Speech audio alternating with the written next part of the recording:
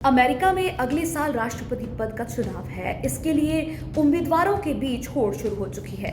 Republican party की ओर से एक नाम तेजी से उभर कर सामने आ रहा है, विवेक रामास्वामी। उम्र केवल 38 साल और राजनीति में कोई अनुभव नहीं। हालांकि पिछले दिनों रिपब्लिकन पार्टी की डिबेट में उन्होंने दूसरे उम्मीदवारों को पीछे छोड़ दिया। नमस्कार, मैं हूं सत्या द्विवेदी, आपके साथ लोकमत हिंदी में आप सभी का स्वागत है। नाम से तो आप समझ ही गए होंगे कि विवेक रामास्वामी भारतीय मूल के हैं। वोक किताब के लेखक, करोड़ों के मालिक और उद्यमी विवेक रामास्वामी ने 21 फरवरी को फॉक्स न्यूज के एक शो में राष्ट्रपति पद की दौड़ के लिए अपनी दावेदारी की घोषणा की। उनका कहना है कि वो नए अमेरिकी सपने के लिए एक सांस्कृतिक आंदोलन शुरू करना चाहते हैं और उनका मानना है कि अगर उनके पास एक दूसरे को बांधने के लिए कुछ बड़ा नहीं है तो विविधता का कोई मतलब नहीं है। रामास्वामी का जन्म ओहायो में हुआ था। उन्होंने हार्वर्ड और येल से पढ़ाई की और बायोटेक्नोलॉजी के क्षेत्र में करोड़ों रुपए कमाए। इसके बाद उन्होंने एसेट मैनेजमेंट फर्म बनाई।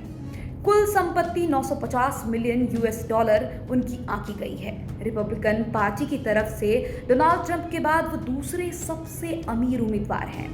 अमेरिकी मीडिया के अनुसार पहली डिबेट के बाद रिपब्लिकन उम्मीदवारों में रामास्वामी के बारे में गूगल पर सबसे ज्यादा सर्च किया गया है। उनके बाद निकी हेली के बारे में लोग जानना चाहते थे।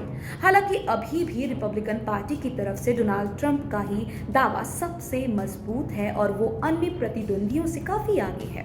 विवेक रामास्वामी ने दावा किया है कि आने वाले दिनों में रिपब्लिकन पार्टी की तरफ से राष्ट्रपति चुनाव की रेस में सिर्फ वो और डोनाल्ड ट्रंप ही रह जाएंगे। वहीं अगर विवेक रामास्वामी राष्ट्रपति की दौड़ में सबसे आगे निकलते हैं तो भारत से अमेरिका के रिश्तों में भी काफी फायदे की उम्मीद नजर आ रही है। विवेक रामास्वामी ने हाल ही में भारत के साथ साझेदारी का विस्तार करने की वकालत की।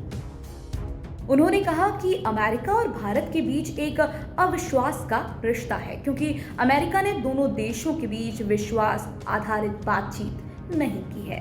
उन्होंने कहा, वास्तव में हमारे बीच अविश्वास का रिश्ता है। मैं कहूंगा कि भारत के साथ रिश्तों में सुधार की गुंजाइश है, क्योंकि हमारे बीच विश्वास आधारित बातचीत नहीं हुई है और अगर मैं अपने पहले कार्यकाल तक अगर ऐसा नहीं कर पाया तो मैं इसे जातीय आधार पर अपनी व्यक्तिगत विफलता मानूंगा। उनकी बातों से उम्मीद की जा रही है कि अगर वो राष्ट्रपति बनते हैं तो भारत और अमेरिका के रिश्तों में काफी बदलाव आएगा, जो कि फायदेमंद होगा।